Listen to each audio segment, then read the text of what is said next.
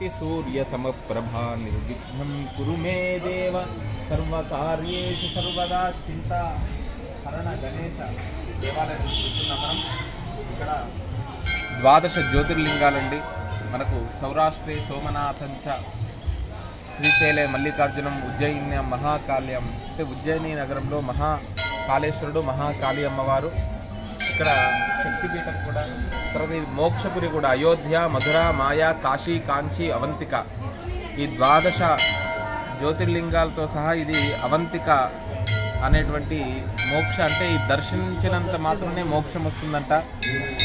అలాంటి అవంతిక నగరంలో మనము మిగతావన్నీ కూడా ఇప్పుడు కంచి కామాక్షి అమ్మవారు సౌత్లో, మిగతావన్నీ కూడా ఉత్తర భారతదేశం వైపు, అందులో మధ్యప్రదేశ్లో ఇక్కడ క్షిప్రా నది తీరాన, క్షిప్రా నది అంటే క్షిప్రంగా కోరికలు సిద్ధిస్తాయి. ఈ మహాకాళేశ్వరుడు అదేవిధంగా ఇక్కడ అమ్మవారి యొక్క దేవాలయం హరసిద్ధి అమ్మవారి యొక్క శక్తిపీఠాన్ని దర్శిస్తున్నాం. ఇక్కడ 24 గంటలు అంటే ఎన్ని యుగాలైనా కూడా దీపం మాత్రం ఎప్పుడు కూడా అఖండంగా అఖండ జ్యోతి ఉండేటువంటి ఏకక్షేత్రం ఇక్కడ వటవృక్షం కింద ఉంటుంది. ఇక్కడ మొదటగా రాగానే మహాగణాధిపతిని దర్శించుకుంటారు. ఈ మహాగణాధిపతి దర్శనమైన వెంటనే ఇక్కడ దీపస్తంభాలు మనం కాళిదాసు మేఘ సందేశంలో వర్ణించిన విధంగా ఇక్కడ దీపస్తంభాలు చూస్తున్నాము. అఖండ జ్యోతి అన్నాం కదా, చూడండి అఖండ జ్యోతిని కూడా భక్తులంతా కూడా దర్శిస్తున్నారు. కాశీలో ఏ విధానంగా వారాహీదేవిని అలా కన్నాల్లో నుండి దర్శిస్తారో ఇలా అఖండ జ్యోతిని కూడా భక్తులు దర్శించి నమస్కారం చేసుకుంటున్నారు.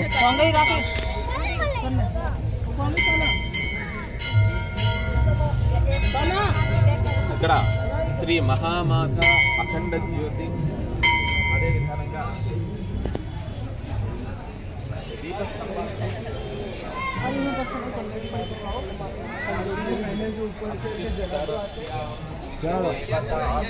హిమాలయో నామనగాధిరాజ.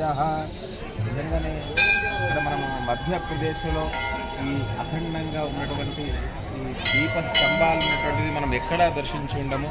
ఇక్కడ జయమా హరసిద్ధి భక్త మండల్ ఉజ్జయిని అని దర్శిస్తున్నాము. అమ్మవారి దీపస్తంభాలలో దాదాపు రోజు కూడా ఇక్కడ ఒక 5-6 నూనె టిన్నులు. నిజంగానే మన ఇంట్లో ఒక దీపం పెట్టాలి అంటే నెలకు చాలా నూనె అనేటువంటిది అఖండంగా కావాలి.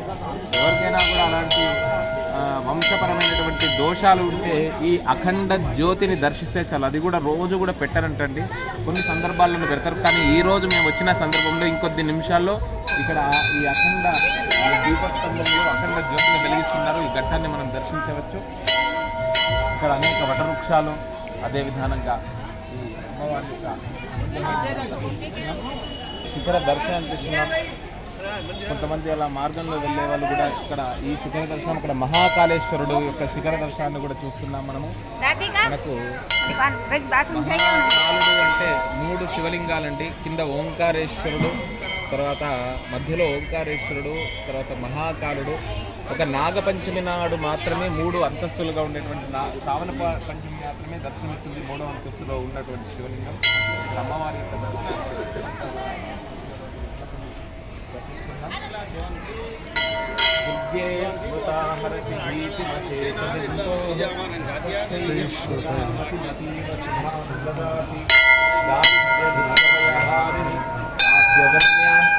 సర్వోపకారకరణాయ సదార్థ చిత్త. ఇక్కడ సింహవాహిని దర్శిస్తున్నాం మనం.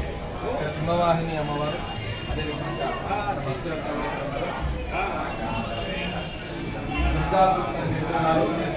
మహానారాయణ